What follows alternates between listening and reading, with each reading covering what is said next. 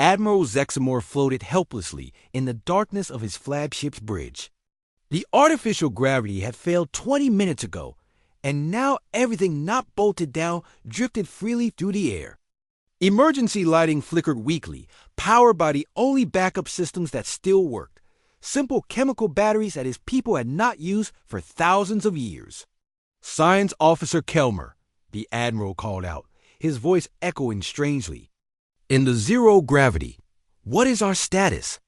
The science officer pushed himself across the bridge using handholds, his crystalline body moving awkwardly without the assistance of the gravity fields he was used to. "Admiral, all primary systems are offline. Quantum processors are non-functional. Exotic matter containment has failed completely. Our faster-than-light drives are inert.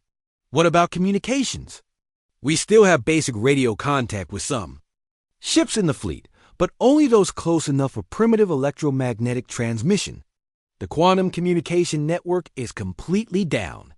Zexamore felt something he had not experienced in centuries: fear. His mighty fleet, which could have destroyed entire star systems, was now as helpless as ancient sailing ships caught in a dead calm. "Can we send a message to the human ship?" "Yes, sir. We have detected their radio transmissions. They are using very basic technology, but it functions normally in this ... altered space. Open a channel." On the USS Liberty, Captain Ben Rogers received the incoming transmission with satisfaction. The voice that came through the speakers was different now, less arrogant, more desperate. "Human vessel," said Admiral Zexamore. "This is Admiral Zexamore of the Zephyrian First Fleet. We ... We wish to discuss terms." Rogers looked at Dr. Alex Carter, who nodded. "Admiral Zexamore," Rogers replied, "this is Captain Ben Rogers of the United Earth Defense Force. I believe you have something to say to us." There was a long pause. When Zexamore spoke again, his voice was quieter. "We underestimated your species. We did not believe that primitive technology could threaten advanced civilization. We were wrong." "Yes, you were," Rogers said simply. "You came here to destroy our cities and enslave our people. You called us primitive children. Now your mighty fleet drifts powerless, while our simple technology works perfectly. How does it feel to be primitive, Admiral?" In the Zephyrian flagship, the Admiral's officers listened to this exchange with growing shock. No one had ever spoken to a Zephyrian Admiral this way. No one had ever been able to speak to a Zephyrian Admiral this way. "What do you want from us?" Zexamore asked. "First," Rogers said, "you will immediately send a message to all Zephyrian forces telling them that Earth is under the protection of the United Earth Defense Force. Any attack on our world or our people will be met with the same response you are experiencing now." "And second," Dr. Carter leaned over the communication console. "Second, you will explain to us exactly how your faster-than-light communication system works. We want to send our own message to the galaxy. That technology is classified at the highest levels," Zexamore protested. "Admiral," Rogers said patiently, "look around you. Your ship has no power. Your weapons don't work. Your engines are dead. You are completely at our mercy. I suggest you reconsider your position." The Admiral was quiet for a moment. Then he spoke to his communications officer. "Give them the technical specifications." Within an hour, human engineers aboard the Liberty had jury-rigged a faster-than-light communication system using parts from the alien ships and basic human electronics. Dr. Carter supervised the work personally, marveling at how simple the alien technology really was once you stripped away the exotic physics. "It's amazing," she told Captain Rogers. "Without their quantum processors and exotic matter, their technology is actually quite basic. We can build most of this ourselves using conventional materials." "Dr. Carter," Rogers said, "I think it's time to let the galaxy know what happened." Here, Alex nodded and activated the communication system. Her message would travel faster than light to every inhabited system in the galaxy, reaching alien civilizations that humanity had never heard of. "This is Dr. Alex Carter of the human species," she began. "6 hours ago, a Zephyrian fleet arrived at our world with the intention of destroying our civilization. They called us primitive. They said our technology was crude and backward. They were wrong."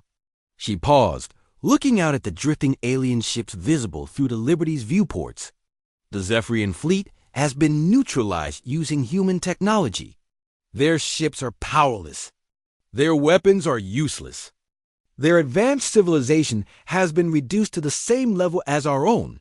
This is a message to all alien species. Humanity is no longer asking for permission to exist. We are announcing our presence." The message continued for several minutes, explaining what had happened and how humanity had achieved the impossible. Alex was careful not to reveal exactly how the reality anchor worked, but she made it clear that human technology was more dangerous than anyone had realized. When the transmission ended, Rogers asked, "How long before other alien civilizations received that message?" "The farthest system should have it within a few hours," Alex replied. "And then things will get very interesting." She was right.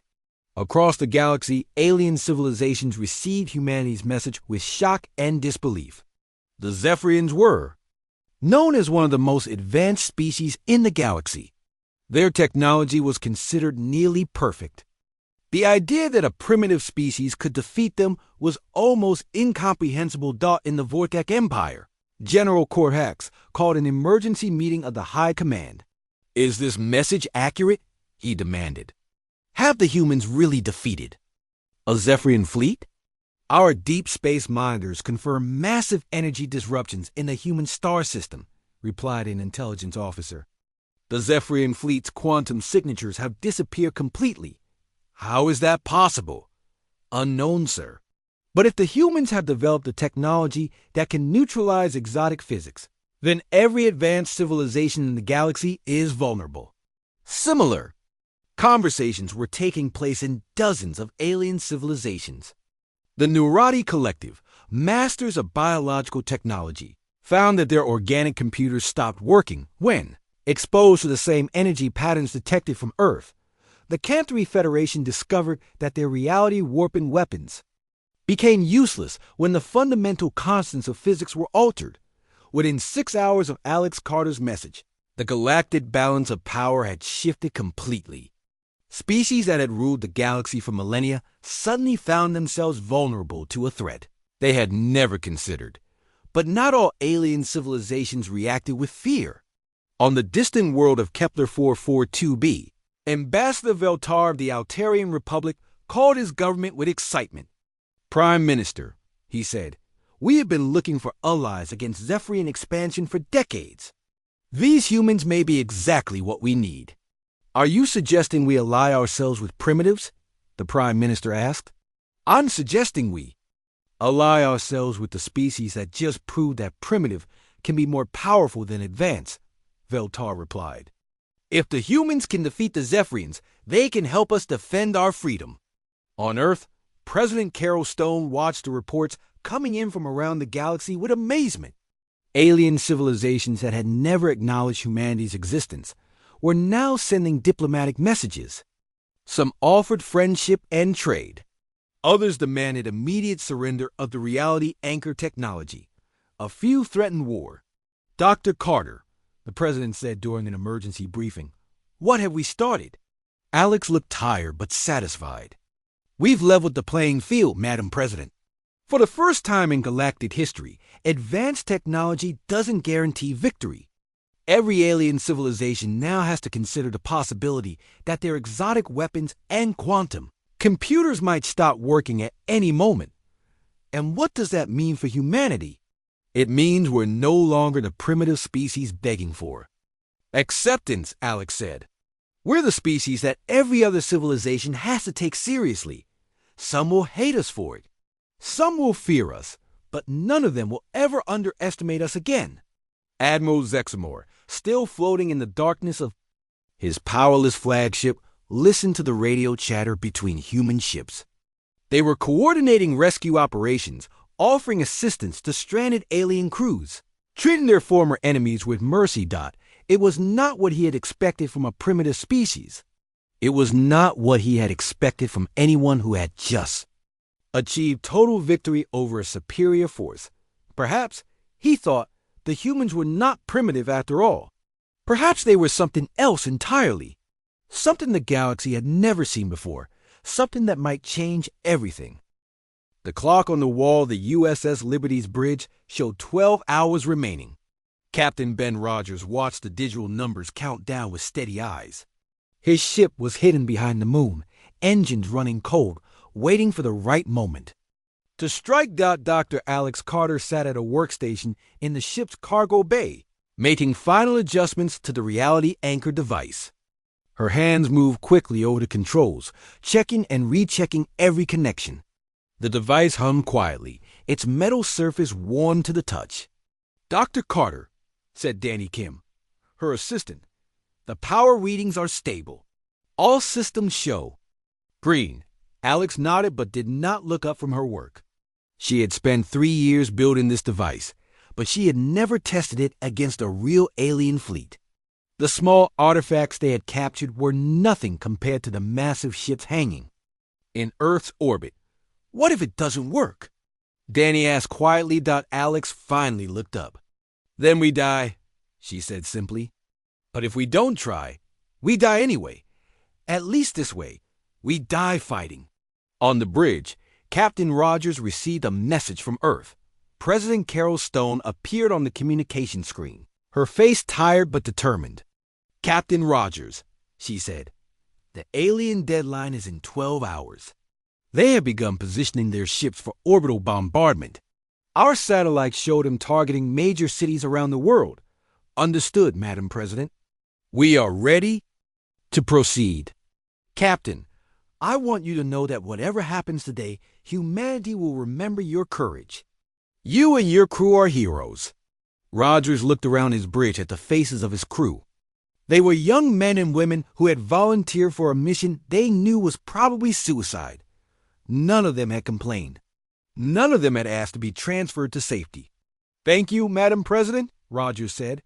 "We will not let you down." The communication ended, and Rogers turned to his navigation officer. "Lieutenant Sarah Johnson, plot a course that brings us within range of the alien fleet. Use the moon's gravity to hide our approach as long as possible." "Yes, sir. Course plotted. We can reach firing position in 3 hours. Helm, take us out." 1/4 impulse power. Silent running. The USS Liberty slipped away from the moon's shadow like a ghost. It was humanity's newest and most advanced warship, but it looked crude and primitive compared to the alien vessels. Its hull was gray metal marked with scratches and dents from years of service. Its weapons were simple missiles and laser cannons. Its engines used chemical fuel and nuclear power. But inside its cargo, they sat a device that could change everything. Dr. Alex Carter watched the ship's sensors as they approached the alien fleet. The Zephyrian vessels were even more impressive up close. Their crystalline hulls sparkled with inner light, and energy fields danced around them like aurora. They were beautiful and terrible at the same time. "Dr. Carter," Captain Rogers called. Over the intercom, "We are now within range. Are you ready?" Alex looked at the reality anchor one last time. It was such a simple device, really. A metal sphere surrounded by basic human electronics. No exotic matter, no quantum processes, no energy fields that bent space and time. Just good, old-fashioned engineering based on fundamental physics. "I'm ready, Captain," she said. "All hands, this is the captain," Rogers announced over the ships. "Communication system. In 30 seconds, we will activate the reality anchor. If this works, we will have achieved something that no one thought possible. If it fails, we will have died trying to save our species. Either way, we will have done our duty." Alex placed her hand on the activation switch. Around her, the cargo bay was quiet except for the hum of the ship's engines and the whisper of air through the ventilation system. 10 seconds, announced Lieutenant Johnson. Alex closed her eyes and thought about her daughter, who was safe in a bunker beneath Denver. She thought about all the children on Earth who deserved to grow up free. She thought about the aliens who had called humanity primitive and unworthy. 5 seconds. Alex opened her eyes and smiled. Now. She pushed the switch. The reality anchor activated with a sound like thunder. Energy poured through its circuits, more power than most cities use in a day. The device began to glow with heat, and warning alarms sounded throughout the cargo bay. 4. A moment. Nothing seemed to happen. The alien fleet continued to hang in space, beautiful and menacing. Their weapons continued to charge, preparing to turn Earth cities into glass and ash. Then the change began. It started slowly. The energy fields dancing around the alien ships began to flicker. The inner light that made their hulls sparkle started to dim. One by one, the exotic effects that made the ships so impressive began to fail. Admiral Zexamore stood on the bridge of his flagship, watching the final preparations for Earth's destruction. In 12 hours, the primitive humans would learn the price of defying the Galactic Council. Their cities would burn, their civilization would fall, and the survivors would serve as a warning to other species who might challenge galactic law. "Admiral," called his science officer, "I am detecting unusual energy readings from the human ship hiding behind their moon." Zexamore turned his many eyes toward the sensor display. "A human ship? What kind of threat could such primitive technology pose? Unknown, sir. The energy signature is unlike anything in our databases." "Ignore it," Zexamore commanded. "Focus on the bombardment preparations.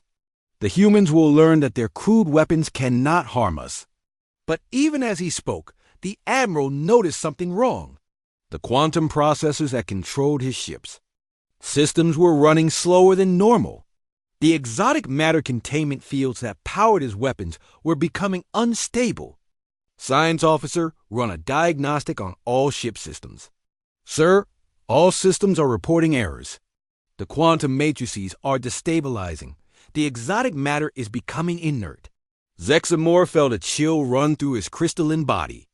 "That is impossible. Our technology is perfect. It cannot fail." But fail it did. Across the alien fleet, ship after ship began to lose power. Their beautiful hulls stopped glowing. Their energy shields collapsed. Their weapons went dark.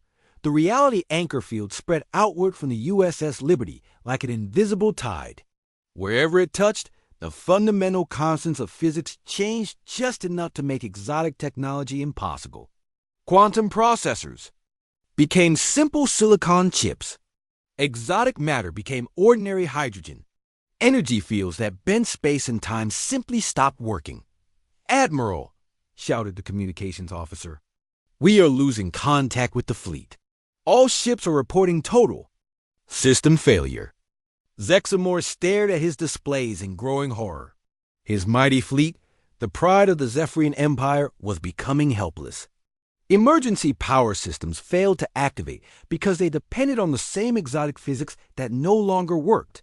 Backup. Computers crashed because their quantum processors had become inert matter. "Sir," said the science officer, his voice shaking, "I think I understand what is happening. The humans have somehow altered the fundamental constants of reality in our local area. Our technology no longer functions because the physics it depends on no longer exists." "That is impossible," Zexamore repeated, but his voice was weak. Around him, his ship continued to fail. The lights went out one by one. The artificial gravity fluctuated and then stopped working entirely. The life support systems, dependent on exotic matter recycling, began to shut down. On the USS Liberty, Captain Rogers watched his sensors in amazement. The alien fleet that had seemed so invincible was now dead in space. Their ships drifted helplessly, dark and cold. "Dr. Carter," he called. It worked. "The entire alien fleet is powerless." Alex Carter stared at her readouts in wonder. The reality anchor was performing even better than she had hoped. The field had spread to encompass the entire alien fleet and was still growing. "Captain," she said, "we need to contact Earth immediately. This is bigger than we thought. Rogers opened the communication channel to Earth. Command, this is the USS Liberty. The reality anchor is fully operational. The alien fleet has been neutralized. President Stone's voice came through the speakers, filled with disbelief and hope. Captain, are you saying the alien threat is over? Yes, ma'am. Their ships are powerless.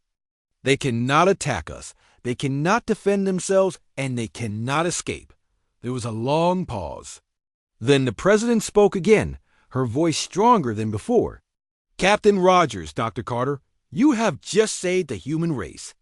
But more than that, you have proven something important. You have shown that being primitive is not the same as being weak. Sometimes the simplest solution is the best solution.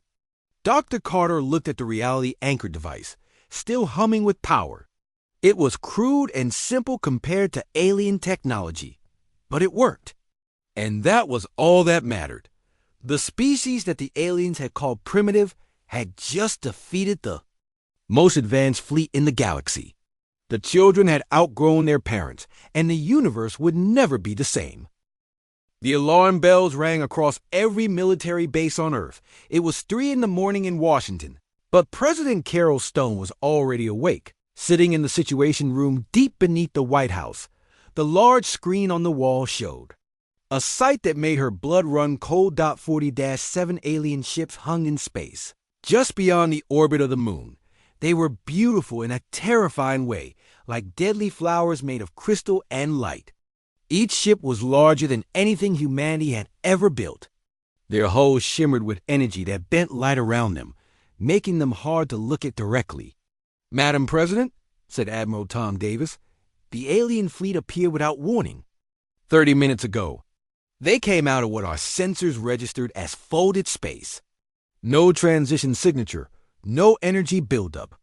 One moment the space was empty, the next moment they were there.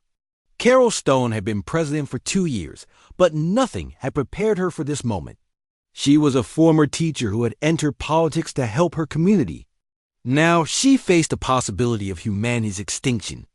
Have they made contact? She asked. Ma'am, they sent a message on all frequencies. Every radio, every television, every communication device on Earth received it simultaneously. The message is short, but clear. The screen changed to show the translated text of the alien message. President Stone read it twice, her hands growing cold. They want us to stop our faster-than-light experiments, she said. They say we are violating galactic law. That's correct, ma'am. They are giving us 72 hours to comply or face what they call corrective action. General Frank Miller entered the room, his face grim. Madam President, we have intelligence suggesting what corrective action means. Our deep space monitoring stations detected similar energy signatures near the Proxima Centauri system last year. When we sent a probe to investigate, we found nothing but asteroid fields where 3 planets used to be. The president felt sick. They destroyed 3 planets? We believe so, ma'am. The civilization there was apparently attempting to develop faster-than-light travel. The aliens stopped them permanently. On the screen, the alien fleet continued its silent vigil. President Stone could see smaller ships moving between the larger vessels, like fish swimming around sleeping whales. What faster-than-light experiments? She asked. Our scientists say that faster-than-light travel is impossible.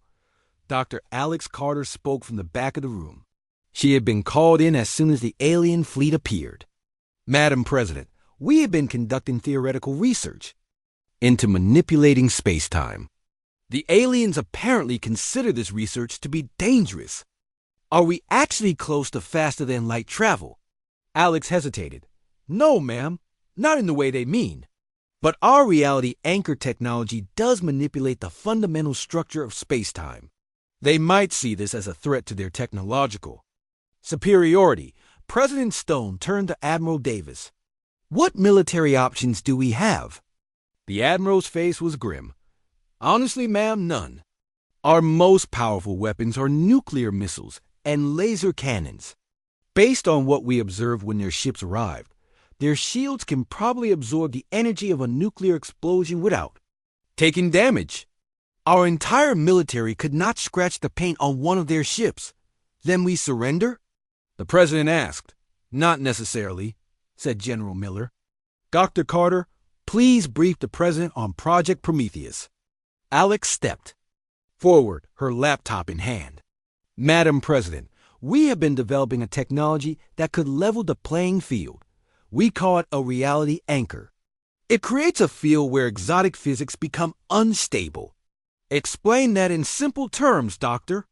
The alien technology depends on manipulating quantum states and exotic matter. If we change the fundamental constants of physics in their area, their technology stops working. Their ships would lose power, their weapons would fail, and their shields would collapse. President Stone felt a spark of hope. How large an area can you affect? The largest device we have built can create a field about the size of Texas. But if we had more time and resources, we could theoretically affect the entire solar system. How long do we have? Admiral Davis checked his watch. 68 hours and counting, ma'am? The president stood up and paced across the room. Dr. Carter, what do you need? Time, mostly. And a way to get the device close enough to the alien fleet to be effective. How close? Within about 100,000 kilometers. Captain Ben Rogers, who had been listening quietly, spoke up. Madam President, I command the USS Liberty. We could carry the device into range. Captain, that would be a suicide mission. The aliens would destroy you long before you got close enough. Not if they don't see us coming, Rogers replied. My ship is equipped with the best stealth technology we have. We could approach from behind the moon, using its gravity well to mask our approach. General Miller shook his head. Captain, their sensors are far more advanced than ours. They would detect you before you got within 1,000,000 kilometers. Maybe, Rogers said, but they are also arrogant. They think our technology is primitive. They might not be watching for a threat they consider impossible.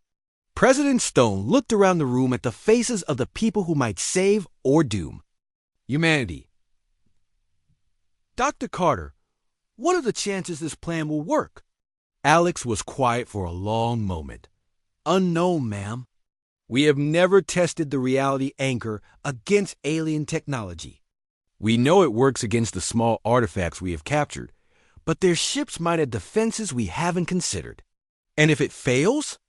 Then we will probably all die, Alex said simply.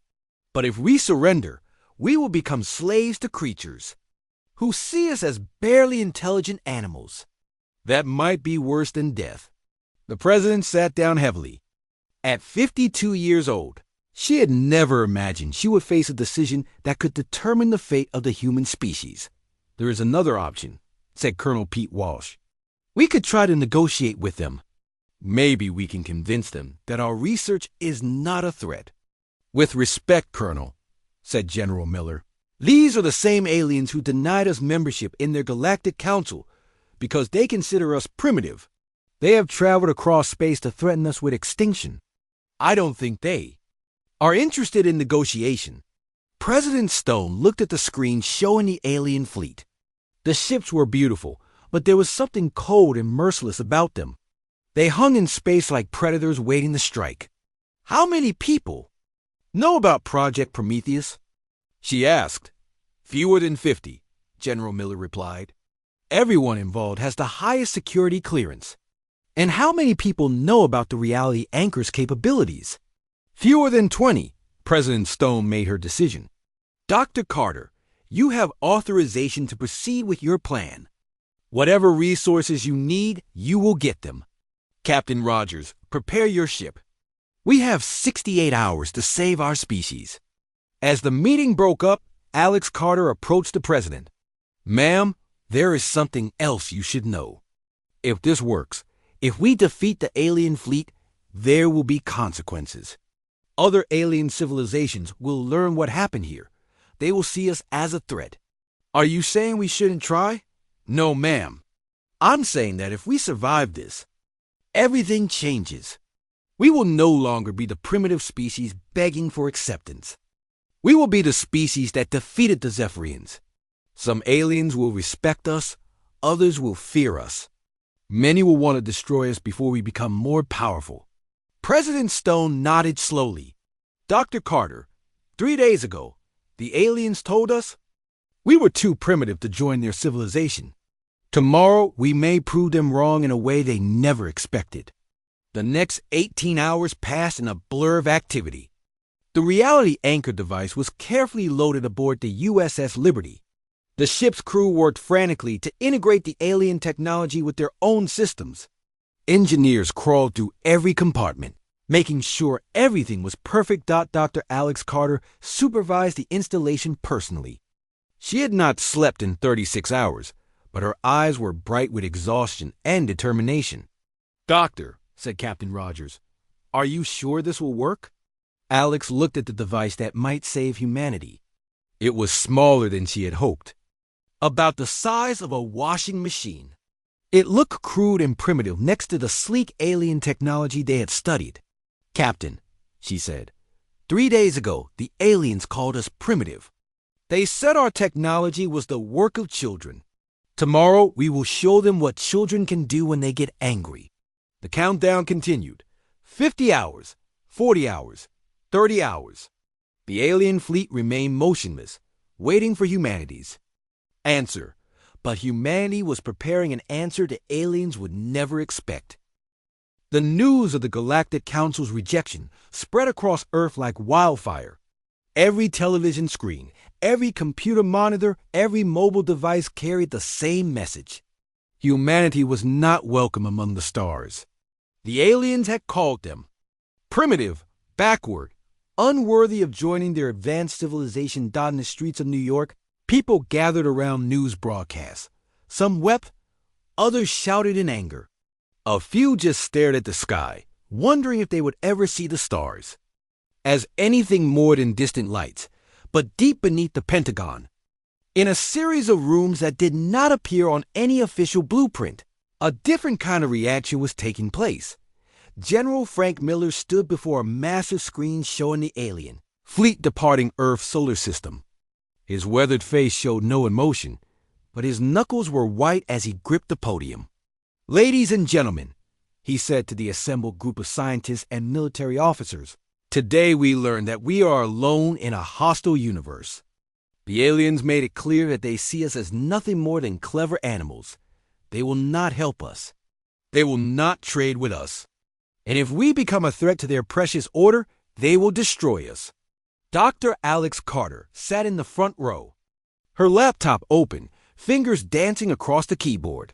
She was a small woman with wild gray hair and eyes that seemed to see things others miss. For the past 3 years, she had been working on something that the rest of the world thought was impossible. "Dr. Carter," General Miller said, "please brief the group on Project Prometheus." Alex stood up, her hand shaking slightly. Not from fear, but from excitement. 3 years ago, we started this project based on a simple question. What if the aliens are wrong about the nature of reality? She pressed a button on her laptop, and the screen filled with complex equations. The aliens have mastered exotic physics. They manipulate quantum states, fold space-time, and create matter from energy. But they have forgotten something important. A new image appeared on the screen. It showed a simple diagram of an atom, the kind that high school students might draw in science class. "They have forgotten the basics," Alex continued. "They think that advanced technology means abandoning the fundamental laws of physics. They believe that exotic matter and quantum manipulation are superior to the simple, reliable forces that govern our universe." Colonel Pete Walsh, a man with gray temples and sharp eyes, raised his hand. "Dr. Carter, with respect, their technology clearly is superior to ours. We saw their ships today. They make our best spacecraft look like paper airplanes." Alex smiled. "Do they? Or do they just look more impressive? Tell me, Colonel, what happens to a quantum computer if you change the fundamental constants of reality? In its immediate area?" The Colonel frowned. "It would stop working, I suppose. But that's impossible. You can't change the fundamental constants. That's what everyone thinks, Alex said. That's what the aliens think. But what if they're wrong? She pressed another button, and the screen showed a video feed from a laboratory. In the center of the room sat a metal sphere about the size of a basketball. It looked ordinary, almost crude compared to the alien technology they had seen earlier. For 3 years, my team has been working on this device, Alex said. We call it a reality anchor. It creates a field where the fundamental constants of physics can be selectively altered. The room erupted in whispers. General Miller held up a hand for silence. How is that possible? Asked Dr. Sophie Brooks, a young engineer with bright red hair. She had been working on propulsion systems for the past year, trying to find a way to make human ships faster. It's not easy, Alex admitted. The power requirements are enormous. The calculations are incredibly complex, and the slightest error could tear a hole in space-time itself. But it works. She showed them another video. A small alien artifact captured from a crash probe years earlier sat on a table. It had been glowing with its own inner light, clearly still functional despite being separated from its ship. Watch, Alex said down on the screen. The reality anchor activated. There was no dramatic flash of light, no impressive special effects. The alien artifact simply stopped glowing. It became a piece of dead metal, no different from any human-made device. The alien technology depends on exotic physics, Alex explained. It requires precise quantum states and carefully controlled exotic matter. Change the rules slightly, and it all falls apart. Danny Kim, Alex's young assistant, stood up from the back of the room. Dr. Carter, show them the field test. Alex hesitated. Are you sure? The footage is classified at the highest levels. General Miller nodded. Show them. The screen changed to show a different laboratory. This one was much larger, with thick concrete walls and heavy blast doors. In the center sat a larger version of the reality anchor, about the size of a refrigerator. Last month we tested the device on a larger scale, Alex said. We invited representatives from several Earth governments to observe. What they saw changed everything. The video showed a demonstration. Several pieces of advanced technology sat on tables around the room. A fusion reactor hummed quietly in one corner. A quantum computer processed data at incredible speeds. A small spacecraft, one of humanity's most advanced designs, floated in the center of the room using magnetic levitation. We activated the reality anchor, Alex said. Watch what happens. The device powered up with a low hum. Suddenly, the quantum computer went dark. The fusion reactor shut down. The spacecraft crashed to the floor as its magnetic systems failed. But, look at this, Alex said, pointing to another part of the room. A simple chemical rocket engine continued to fire normally. A mechanical computer, the kind used in old spacecraft, kept running without any problems. A diesel generator chugged along, providing power to emergency lighting. The field doesn't affect basic physics, Alex explained. Chemical reactions work normally. Mechanical systems function perfectly. Nuclear reactions continue as expected. Only the exotic physics that the aliens depend on are affected. The room was silent for a long moment. Finally, General Miller spoke. Dr. Carter, what is the range of this effect? Alex's eyes gleamed. That depends on the power source. The small version has a range of about 100 meters. The large version can affect an area the size of a city. But theoretically, with enough power, we could create a field that encompasses an entire star system. And our technology would be unaffected? Completely unaffected, Alex confirmed. We built our civilization on basic physics. Chemical rockets, nuclear power, mechanical computers, electromagnetic systems. None of that depends on exotic matter or quantum manipulation. We would have a huge advantage. Colonel Walsh leaned forward. Dr. Carter, are you saying that we could level the playing field with the aliens? I'm saying we could do better than that, Alex replied. We could reverse the situation entirely. In a reality anchor field, their advanced technology becomes useless. They will be forced to rely on the same basic physics that we have mastered. General Miller stood up. How long until we can deploy this technology? The small units are ready. Now, Alex said, we have 12 of them in storage. The large units need more work, but we can have them ready in 6 months. And the star system version? Alex paused. That would require resources on a scale we have never attempted. We would need to convert entire power plants to feed the device. The technical challenges are enormous, but it's possible. The general nodded slowly. Dr. Carter, you and your team are now humanity's highest priority. Whatever you need, you will. Get money, materials, personnel, anything. As the meeting broke up, Dr. Sophie Brooks approached Alex. Dr. Carter, I have a question.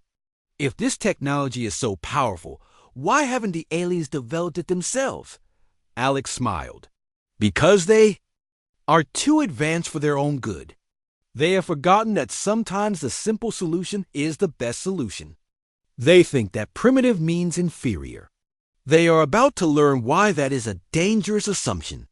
3 months later, the first reality anchor units were installed on Earth's most advanced warships. The devices were hidden in cargo holds, disguised as ordinary equipment. To any observer, they looked like primitive human technology.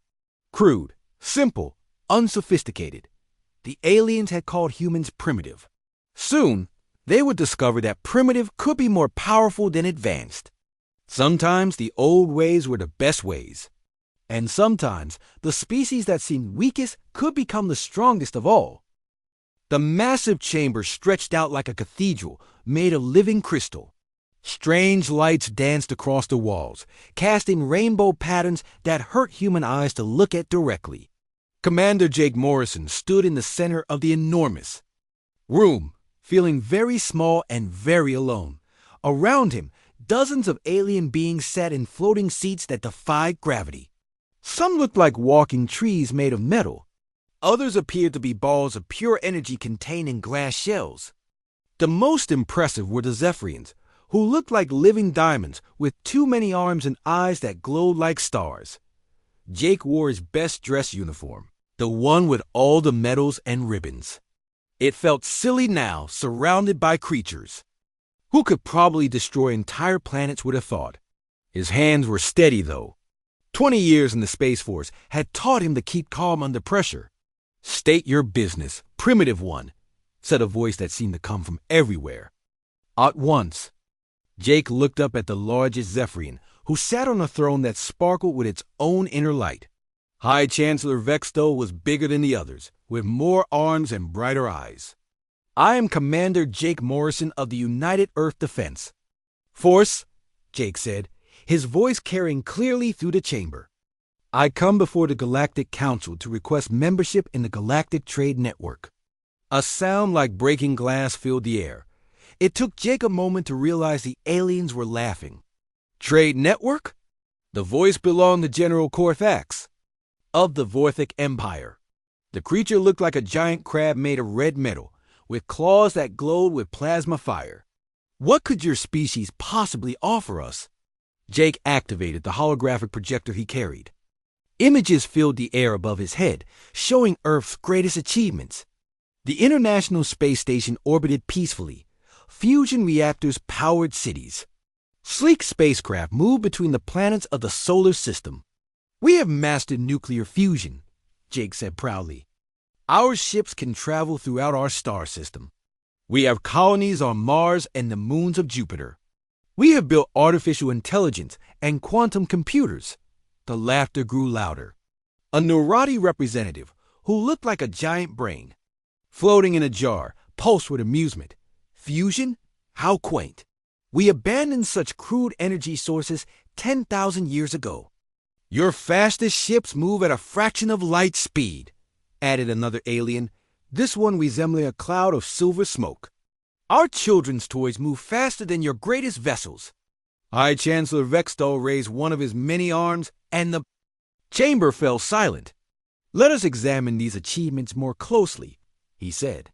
The hologram expanded, showing detailed scans of human technology. Jake watched as the aliens studied his people's work. He saw their expressions change from amusement to something like pity. It was worse than mockery. Chemical rockets, observed the Zephyrian scientists. They still use controlled explosions to achieve thrust. How primitive! Their computers use silicon chips, said another. We have not seen such basic technology since our Stone Age. Look at their weapons, General Cordax pointed with a glowing claw. Metal projectiles propelled by chemical explosives. They fight wars like savages. Jake felt his face grow hot with anger, but he kept his voice steady. Our technology may be simple, but it works. We have explored our entire solar system. We have built a civilization that spans multiple worlds. A civilization built on the most basic principles of physics, said High Chancellor Vextol. You burn things to create energy. You throw rocks to fight battles. You use crude silicon to process information. These are the tools of children. The alien leader gestured, and new images appeared in the air. Jake saw ships that looked like works of art, their hulls made of materials that seemed to bend light around them. Cities floated in space without any visible means of support. Weapons that could tear holes in reality itself. This is what true civilization looks like, Vextol continued. We have transcended the crude physical laws that still bind your species. We manipulate matter at the quantum level. We fold space and time to our will. We create and destroy stars as easily as you light a candle. Jake stared at the alien technology in wonder and growing despair. It was like comparing a stone axe to a nuclear reactor. Humanity's greatest achievements looked like toys next to these marvels. Captain Lisa Hayes stood behind Jake, her hand resting on her sidearm. She had been quiet during the entire presentation, watching and listening. Now she stepped forward. Commander Morrison, she said quietly, may I say something? Jake nodded, grateful for the support. Lisa looked around the chamber at the assembled aliens. You say we are primitive, she said. You are probably right. Our technology is simple compared to yours, but we did not come here to beg. We came here to offer partnership. Partnership? The word seemed to amuse the aliens. What partnership could there be between gods and insects? We may be simple, Lisa continued, but we are not stupid. We know you must have some reason for this council to exist. You must trade with each other, share knowledge, work together on projects. We want to be part of that. High Chancellor Vextol's many eyes focused on her. You assume we need anything from a species that has not even learned to manipulate gravity. What could you possibly offer us? Lisa was quiet for a moment. Then she smiled, and Jake felt a chill run down his spine. He had seen that smile before, usually right before Lisa did something that surprised everyone. Perspective, she said simply. The aliens exchanged glances. Several of them spoke in languages that sounded like music or static or the roar of distant. Storms, explain, commanded Vextol. You have all this amazing technology, Lisa said. But when was the last time any of you invented something truly new? When did you last solve a problem in a way that surprised even you? The chamber grew very quiet. We solve problems differently than you do, Lisa continued. We think differently. We approach challenges from angles you have probably never considered. That has value. Value? General Cordax's S-claws clicked together. You wage war with chemical explosives and metal bullets. You power your cities by burning fossil fuels. You travel between stars using controlled explosions. This is not innovation. This is barbarism. And yet, Lisa said, we survived. We grew. We built a civilization that spans multiple worlds. We did all of this with what you call primitive tools. Maybe that means something. Jake watched the aliens debate among themselves. Their voices rose and fell like ocean waves. He could not understand their words, but he could sense their emotions. Amusement, condescension, dismissal. Finally, High Chancellor Vextol spoke. The Galactic Council has reached a decision. Humanity is classified as a pre-spacefaring primitive species. You do not qualify for membership in the Galactic Trade Network. You do not qualify for access to our technology. You do not qualify for protection under galactic law. Jake felt his heart sink. All the hope, all the dreams of joining the galactic community, crushed with a few words. However, Vextol continued, we are not without mercy. We will not interfere with your development, provided you do not attempt to expand beyond your current territory. Consider this a gift. The alien leader made a gesture, and the chamber began to dim. The meeting was over as Jake and Lisa walked. Back to their ship, Lisa was unusually quiet. Finally, Jake spoke. Well, that could have gone better, he said. Lisa looked back at the massive alien structure. Could it? She asked. I think we learned something very important today. What's that? They are not as smart as they think they are, Lisa said. And they have no idea what humans are capable of when we put our minds to something. Jake looked at his second-in-command with new respect. You have a plan, don't you? Lisa smiled again. And this time, Jake was not the only one who felt a chill. Several alien sensors were probably recording their conversation. And somewhere in the depths of space, other intelligences were about to learn why underestimating humanity was always a mistake.